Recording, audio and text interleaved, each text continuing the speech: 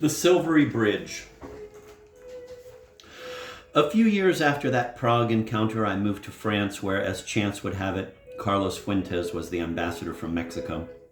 I was living in Rennes, and on my brief visit to Paris, I would stay at his place. On my brief visits to Paris, I would stay at his place in a garret of his embassy, and we would have breakfasts that stretched into endless discussions. Suddenly I saw my Central Europe as an unexpected neighbor to Latin America, two edges of the West located at its opposite ends. Two neglected, disdained, abandoned lands, pariah lands, and the two parts of the world most profoundly marked by the traumatizing experience of the Baroque. I say traumatizing, for the Baroque came to Latin America as the art of the conqueror, and it came into my native land carried by an especially bloody counter-reformation, which roused Max Brod to call Prague the, quote, city of evil, end of quote. I was seeing two parts of the world that were familiar with the mysterious marriage of evil and beauty.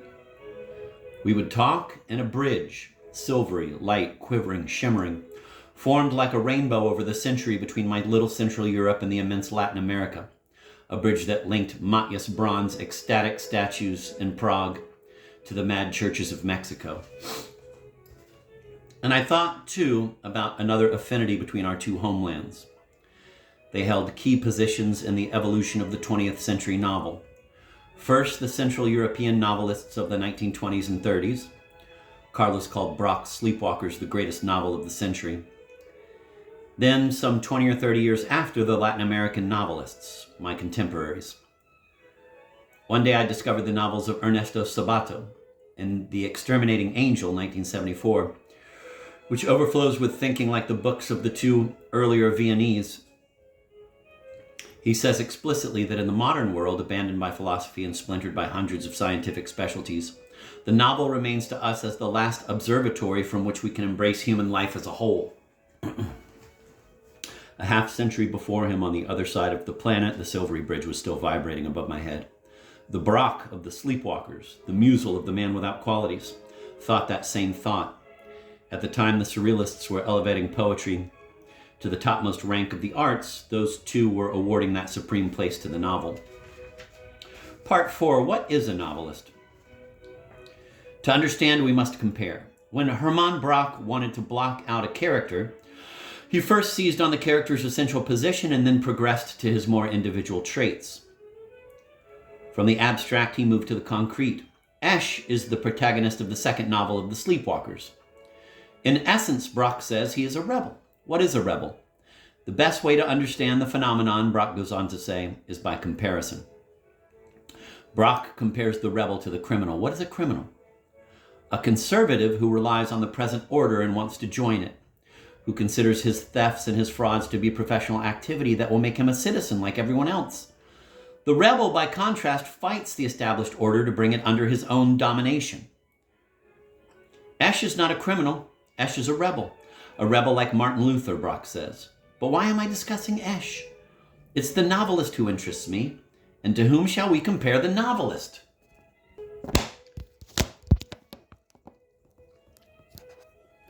The poet and the novelist.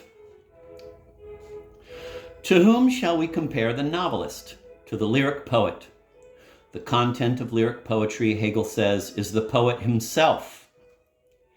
He gives voice to his inner world so as to stir in his audience the feelings, the states of mind he experiences. And even if the poet treats objective themes, external to his own life, the great lyric poet will very quickly move away from them and end up drawing the portrait of himself. Stelt sic selber dar. Music and poetry, Hegel says, have an advantage over painting. Lyricism. And in lyricism, he continues, music can go still further than poetry. For it is capable of grasping the most secret movements of the inner world, which are inaccessible to words. Thus, there does exist in art, in this case, music that is more lyrical than lyric poetry itself. From this, we can deduce that the notion of lyricism is not limited to a branch of literature, lyrical poetry, but rather it designates a certain way of being, and that, from this standpoint, a lyric poet is only the most exemplary incarnation of man dazzled by his own soul and by the desire to make it heard. I'm going to reread that. The poet and the novelist. To whom shall we compare the novelist? To the lyric poet. The content of lyric poetry, Hegel says, is the poet himself. He gives voice to his inner world so as to stir in his audience the feelings, the states of mind he experiences. And even if the poet treats objective themes external to his own life, quote, the great lyric poet will very quickly move away from them and end up drawing the portrait of himself, end of quote. Quote, stelt sic selber dar, end of quote. Music and poetry, Hegel says, have an advantage over painting. Lyricism. And in lyricism, he continues, music can go still further than poetry, for it is capable of grasping the most secret movements of the inner world, which are inaccessible to words. Thus, there does exist an art, in this case, music that is more lyrical than lyric poetry itself. From this, we can deduce that the notion of lyricism is not limited to a branch of literature, lyrical poetry, but rather it designates a certain way of being, and that from this standpoint, a lyric poet is only the most exemplary incarnation of man dazzled by his own soul and by the desire to make it heard. I have long seen youth as the lyrical age, that is, the age when the individual, focused almost exclusively on himself, is unable to see, to comprehend, to judge clearly the world around him. If we start with that hypothesis, necessarily schematic, but which as a schema I find accurate, then to pass from immaturity to maturity is to move beyond the lyrical attitude.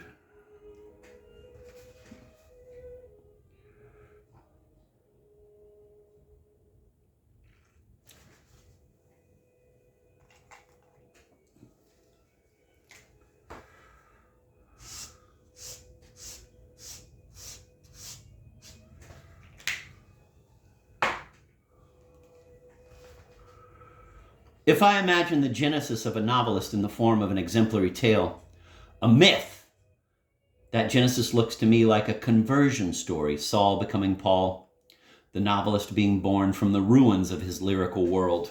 Wow, damn, this fucking guy doesn't stop. My God.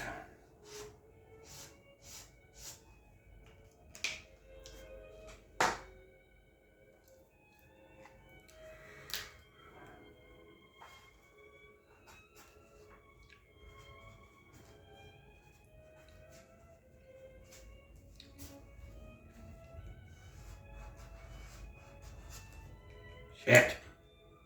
So good. I'm going to reread that. If I imagine the genesis of a novelist in the form of an exemplary tale, a myth, that genesis looks to me like a conversion story, Saul becoming Paul, the novelist being born from the ruins of his lyrical world. Wow, fuck.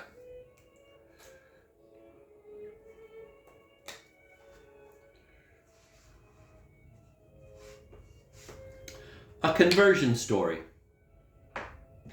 Bitch. A conversion story. From my bookshelf, I take a copy of Madame Bovary, the pocket edition from 1972. There are two prefaces, one by a writer, Henri de Montherlant, the other by a literary critic, Maurice Bardèche. These men saw nothing wrong with positioning themselves at a distance from the book in whose vestibule they are squatters.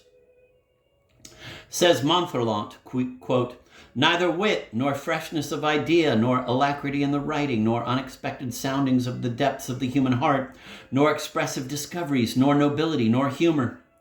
Flaubert lacks genius to an astounding degree. End of quote.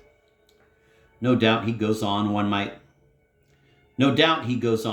learn something from Flaubert, but on the condition that one grants him no greater value than he's worth, and knows he is not, quote, made of the same stuff as Racine, a Saint-Simon, a Chateaubriand, a Michelet. Bardèche sounds the verdict and recounts the genesis of Flaubert the novelist. In September 1848, at the age of 27, he read to a couple of friends the manuscript of The Temptation of St. Anthony, a, quote, great romantic prose piece, end of quote. I'm still quoting Bardèche. Into which, quote, he put all his heart, all his ambitions, end of quote. All his, quote, grand thinking, end of quote. The piece was roundly condemned, and his friends advised him to drop his, quote, romantic flights, end of quote, his, quote, great lyrical transports, end of quote. Flaubert obeyed, and 3 years later, in September 1851, he began writing Madame Bovary. He did so, quote, without pleasure, end of quote, Bardèche says, as, quote, a penance, end of quote, that he, quote, constantly curses and complains, end of quote, about in his letters. Quote, Bovary bores me, Bovary irritates me, the vulgarity of the subject gives me bouts of nausea, end of quote, and so on. I find it hardly likely that against his will, Flaubert would smother, quote, all his heart, all his ambitions, end of quote, merely to follow his friend's wishes. No, what Bardèche relates is not the story of a self-destruction. It is the story of a conversion. Flaubert is 30 years old, the appropriate age for tearing away his lyrical chrysalis. Complaining afterward that his characters are mediocre is the tribute he is paying to what has become his passion. The art of the novel and the territory it explores, the prose of life. The soft gleam of the comical. After a society evening spent in the presence of his beloved Madame Arnaud, Frédéric, in Flaubert's sentimental education, intoxicated with his future, goes home and stands at his mirror. I quote, he thought himself handsome and lingered a minute to gaze at his image, end of quote. A minute! In that precise unit of time, there's the whole enormity of the scene. He lingers, he gazes, finds himself handsome for a whole minute without budging. He is in love, but he is not thinking about the woman he loves. So dazzled is he by his own self. He gazes at the mirror. But he does not see himself looking into the mirror as Flaubert sees him. He is enclosed in his lyric self and is unaware that the soft gleam of the comical has settled over him and his love. The anti-lyric conversion is a fundamental experience in the curriculum vitae of the novelist. Separated from himself, he suddenly sees The anti-lyric conversion is a fundamental experience in the curriculum vitae of the novelist. Separated from himself, he suddenly sees that self from a distance, astonished to find that he is not the person he thought he was. After that experience, he will know that nobody is the person he thinks he is, that this misapprehension is universal, elementary, and that it casts on people, for instance, on Frédéric, standing there at the mirror, the soft gleam of the comical. That gleam of the comical, suddenly discovered, is the silent, precious reward for the novelist's conversion. Toward the end of her story, Emma Bovary, after being turned away by her bankers and abandoned by Léon, climbs into a coach. At its open doors, a beggar emitted a sort of muffled howl. She instantly flung him a 5-franc coin over her shoulder. It was her whole fortune. She thought it quite fine, tossing the coin like that.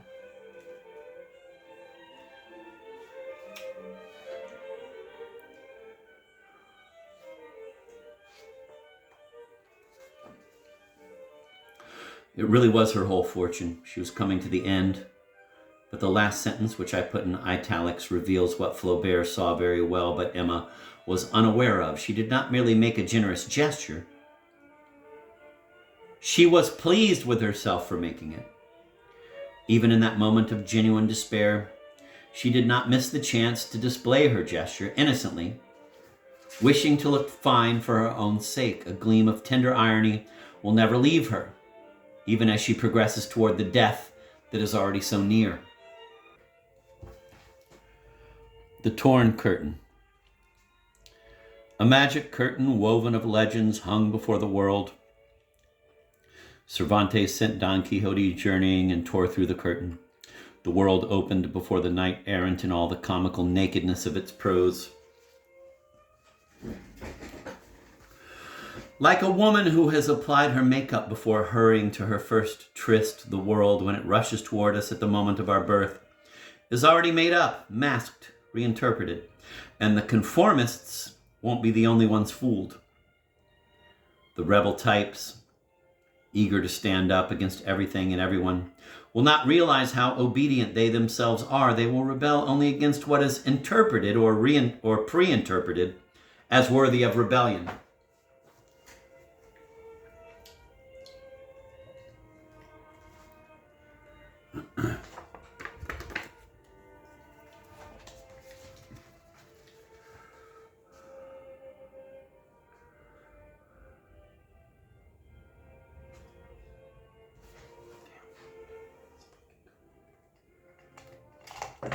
Bitch.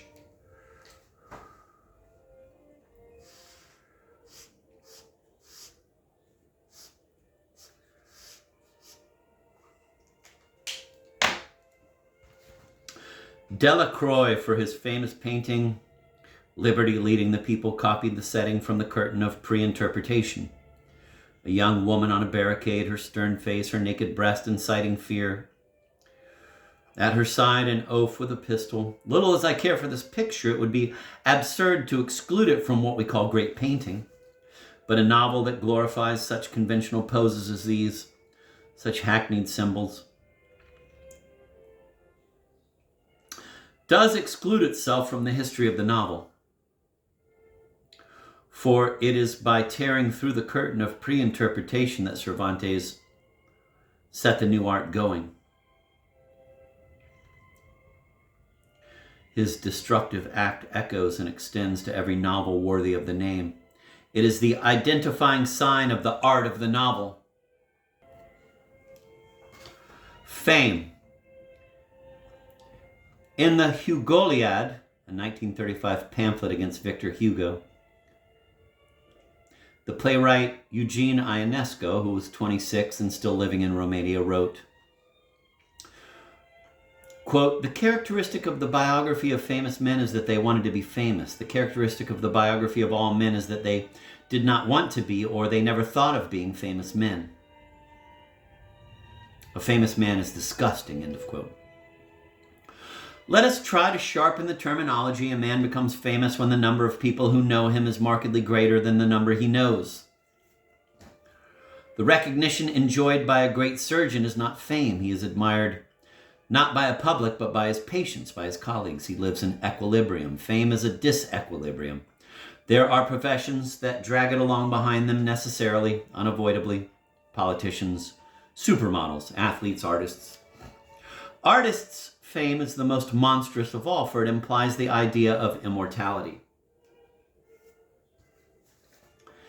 And that is a diabolical snare, because the grotesquely megalomaniac ambition to survive one's death is inseparably bound to the artist's probity. Every novel created with real passion aspires quite naturally to a lasting aesthetic value, meaning to a value capable of surviving its author. To write without having that ambition is cynicism.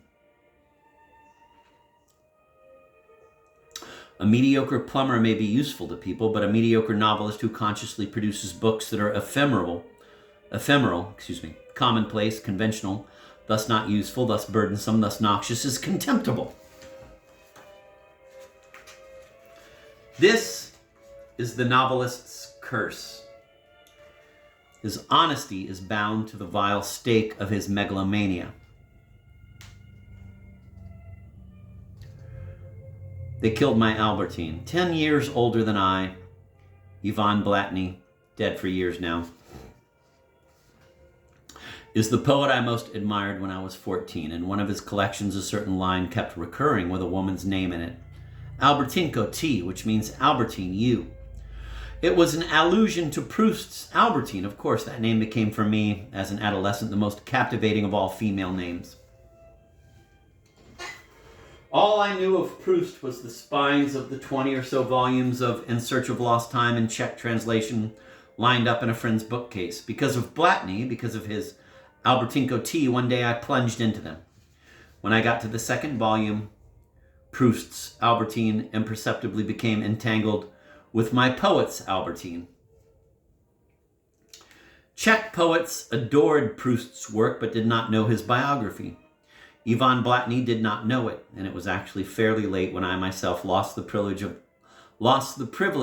of that lovely ignorance when I heard it said that Albertine was inspired by a man Proust was in love with.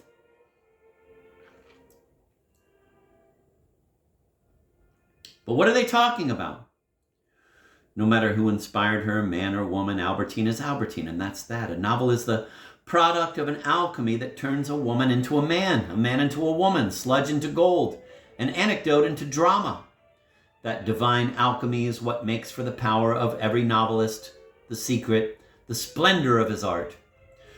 But it was no use. I did my best to believe that Albertine was an utterly unforgettable woman, but once I'd been told that her model was a man, that useless information was lodged in my head like a virus, infecting a computer program. A male had slipped in between me and Albertine. He was scrambling her image, undermining her femininity. One minute I would see her with pretty breasts, the next with a flat chest, and every now and then a mustache would appear on the delicate skin of her face. They killed my Albertine. And I recall Flaubert's words, quote, "The artist must make posterity believe he never lived," end of quote. Understand the meaning of that line. What the novelist seeks to protect above all else is not himself. It is Albertine and Madame Arnaud.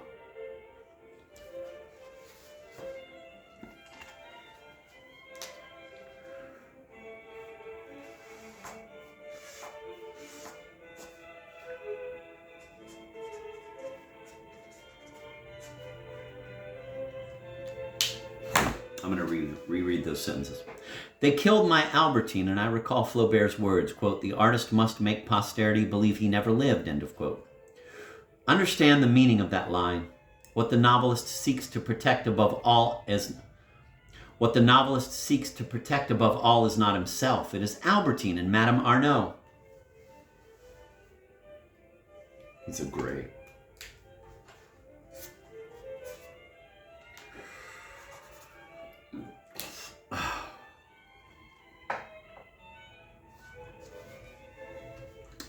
Marcel Proust's verdict. In Search of Lost Time, Proust is absolutely clear. Quote, "In this novel, there's not one incident that is not fictional, not one character a clef," end of quote. However tightly bound to the life of its author, Proust's novel stands, without question, at the opposite pole from autobiography. There is in it no autobiographical intention. He wrote it not in order to talk about his life, but to show his readers their own lives. Quote, "Every reader, as he reads, is actually the reader of himself. The writer's work is only a kind of optical instrument he provides the reader, so he can discern what he might never have seen in himself without this book.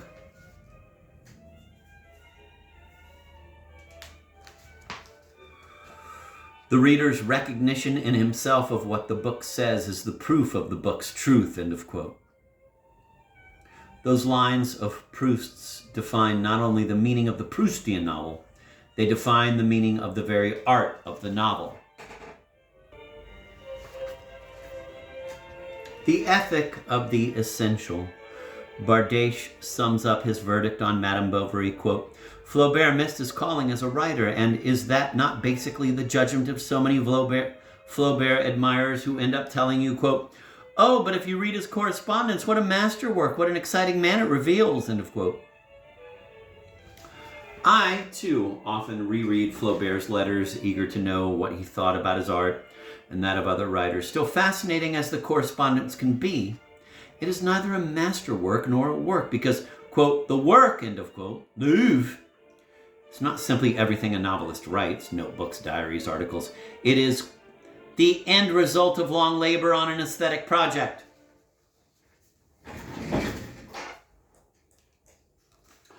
I will go still further. The work is what the writer will approve in his own final assessment. For life is short, reading is long. and literature is in the process of killing itself off through an insane proliferation. Every novelist, starting with his own work, should eliminate whatever is secondary. Lay out for himself and for everyone else the ethic of the essential. But it is not only the writers, the hundreds and thousands of writers, there are also the researchers, the armies of researchers who, guided by some opposite ethic, accumulate everything they can find to embrace the whole, a supreme goal. The whole, which includes a mountain of drafts, deleted paragraphs, chapters rejected by the author but published by researchers in what are called critical editions under the perfidious title variants, which means, if words still have meaning, that anything the author wrote is worth as much as anything else, that it would be similarly approved by him. The ethic of the essential has given way to the ethic of the archive. The archive's ideal, the sweet equality that reigns in an enormous common grave.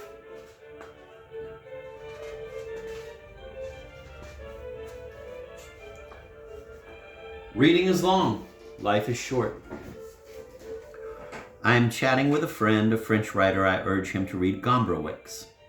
When I run into him sometime later, he is uncomfortable. I obeyed you, but honestly, I couldn't understand your enthusiasm. What did you read? The Possessed. Damn, why The Possessed? The Possessed, The Secret of Misloch, appeared in book form only after Gombrowicz's death. It is a popular novel that he published as a young man under a pseudonym, as a serial in a pre-war Polish magazine. He never made it a book. He never intended to. Toward the end of his life, a long interview with Dominique Deroux was published in a volume called A Kind of Testament.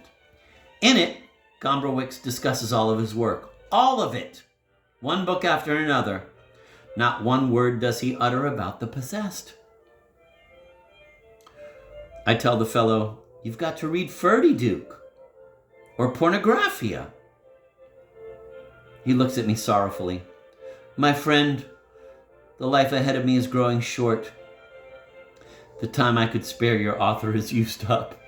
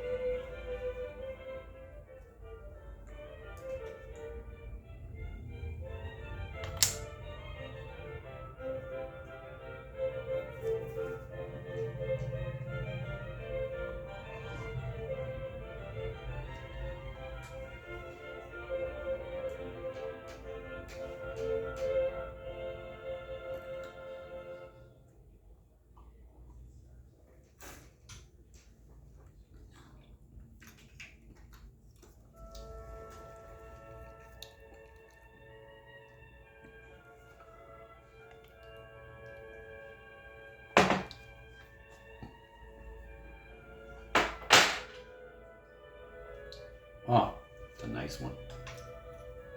Isn't that one nice? Wow.